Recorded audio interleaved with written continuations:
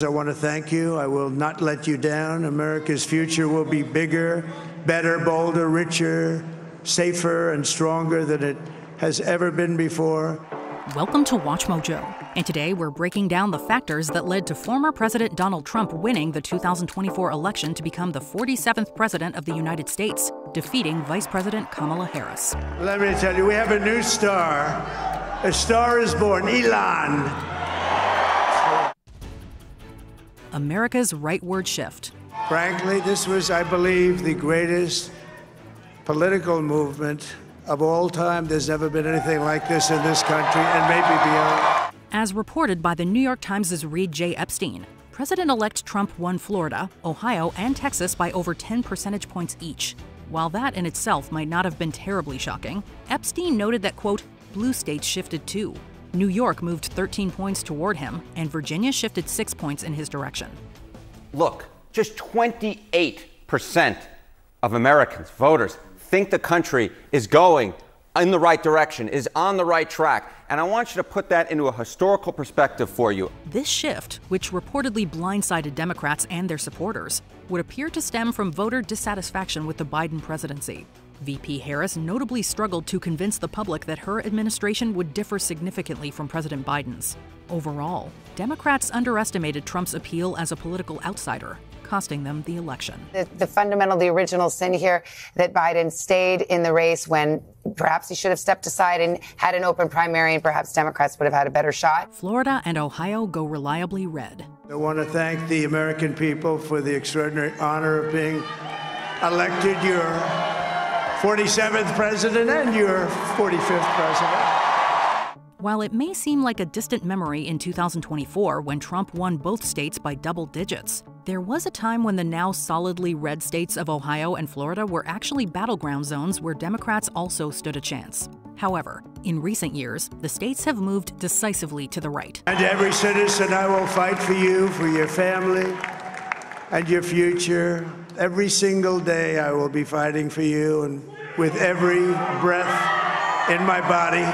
As reported by CNN's Eric Bradner, Gregory Krieg, and Daniel Strauss, quote, Florida could be on track to become the next Texas, poised for a generation of Republican dominance built on a coalition of older, non-college educated voters, younger Hispanic voters, conservatives migrating from other states, and more.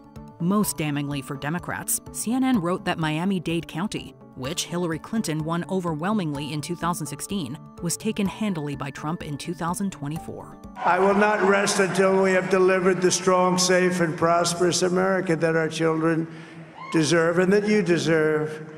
This will truly be the golden age of America. That's what we have to have. Roe v. Wade fallout wasn't enough for Democrats. This is a magnificent victory for the American people that will allow us to make America great again.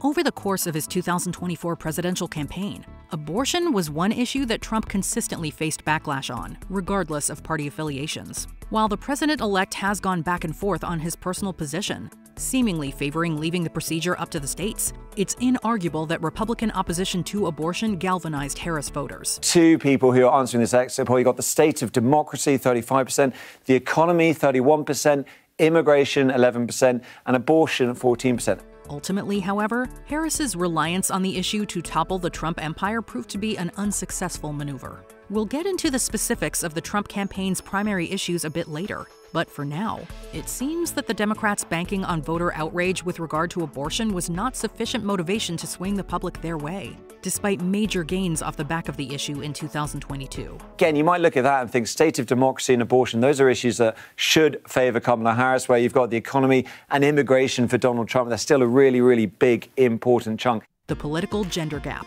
America has given us an unprecedented and powerful mandate.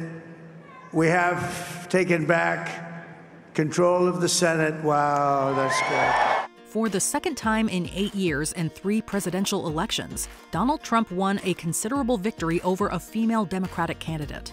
According to CNN's exit polling, voting was polarized along gender lines, with men voting overwhelmingly for Trump and women for Harris. We know it is time for a new generation of leadership in America. It's crucially important to point out that the Trump campaign leveraged the internet to reach out to young men, having the former president appear on wildly popular podcasts hosted by comedians Joe Rogan and Theo Vaughn.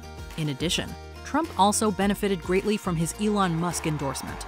The world's richest man poured over $100 million into a super PAC supporting Trump, and also made use of the social media platform X, which he owns. Now remember, young men, they don't vote a ton. They're not showing up every 4 years to get out there and cast their ballot. But the Trump campaign ID'd them as somebody who could, as this demographic group who they could try to turn out. The Trump campaign successfully courted Latino voters. We've been talking about this political realignment, the fact that he expanded his support among Latino voters. He expanded his support among non-white voters, something that we just didn't think we would see.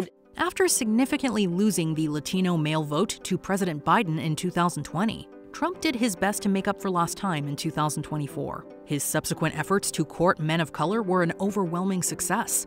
Trump won Latino men by 8 points in 2024, with a huge chunk of those votes coming from Florida and Texas. In every single speech over the last few years, he would say, we had the greatest economy. We had the greatest economy. And I think a lot of people really believed that in the end. In a stark but illuminating contrast, Vice President Harris predictably won the Democratic stronghold that is California, but as noted by Axios, quote, appeared to be underperforming Biden's 2020 numbers in several other heavily Latino areas, including Merced County, where 64% of the population is Latino.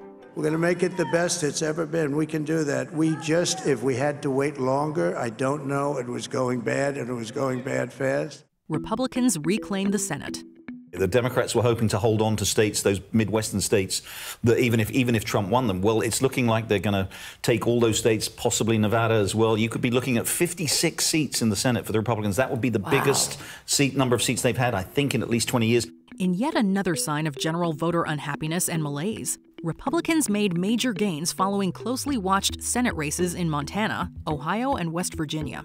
At the time of writing, control of the House of Representatives, where Republicans already have a majority, hadn't yet been determined. But as noted by Reuters, Republican victory there would, quote, help Trump deliver on his promise to slash taxes and restrict immigration for at least the next 2 years until the 2026 midterm elections. However, it seems worth pointing out that despite their overall control of the Senate, quote, Republicans will not secure the 60-vote majority needed to advance most legislation in the chamber.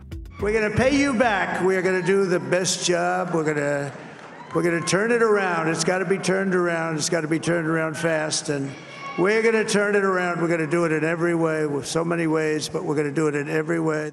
Voter frustration with the Biden administration.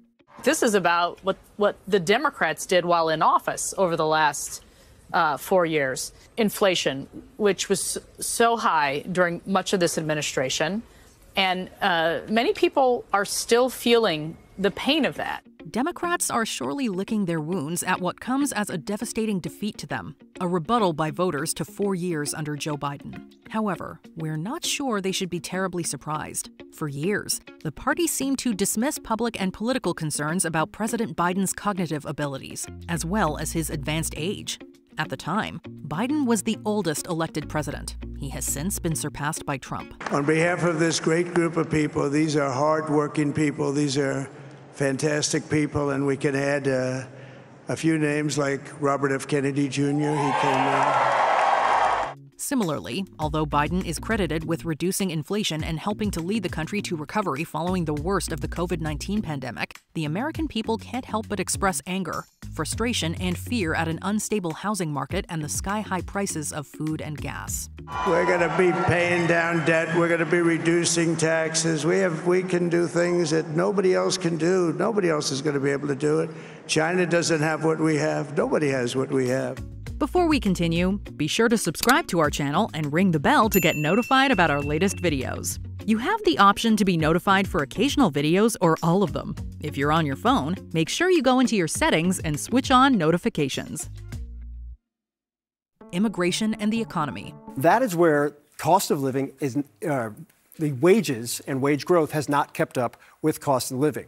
The darker the county, the more difficult it has been for the people that live in that county. It speaks volumes about the mindset of the general American public that Trump could be the first Republican president since George W. Bush in 2004 to win the popular vote, a feat the president-elect couldn't even achieve in his first term, when he decisively lost the popular vote to Hillary Clinton. And it also looks like we'll be keeping control of the House of Representatives.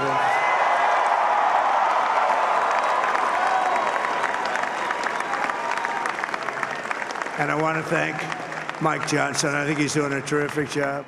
And this is despite being the first convicted felon to hold the nation's highest office. As noted by the Associated Press, the 45th and 47th president met voters where they were at. Quote, overall, about half of Trump voters said inflation was the biggest issue factoring into their election decisions. About as many said that of the situation at the U.S.-Mexico border, according to AP Votecast. 67% of voters said not good or poor. Awfully difficult to win when that 67%. And how did those 67% of voters vote in this election? We see, look at this march. Yeah, you can't win. Were you shocked by the results of the 2024 U.S. presidential election? Let us know in the comments below. This is a great job. There's no job like this. This is the most important job in the world. Did you enjoy this video? Check out these other clips from WatchMojo, and be sure to subscribe and ring the bell to be notified about our latest videos.